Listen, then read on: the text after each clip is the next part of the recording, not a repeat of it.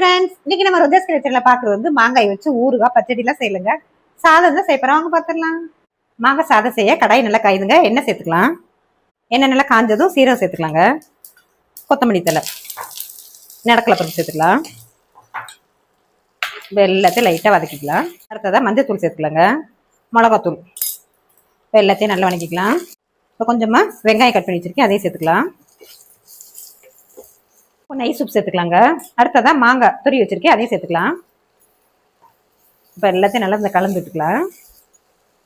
லைட்டாக மஞ்சள் தூள் சேர்த்துக்கலாங்க.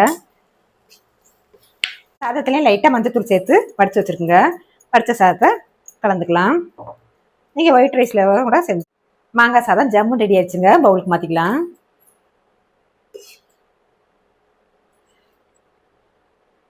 மாங்காய் சாதம்னா பிரெக்னெண்டாக இருக்கவங்க தான் சாப்பிடணும் யாருங்க சொன்னது? எல்லாருமே சாப்பிடலாங்க. டேஸ்ட் நல்லா இருக்குங்க. இப்போ சீசன் இப்போ இதே மாதிரி ஒரு முறை ட்ரை பண்ணி பாருங்கள்.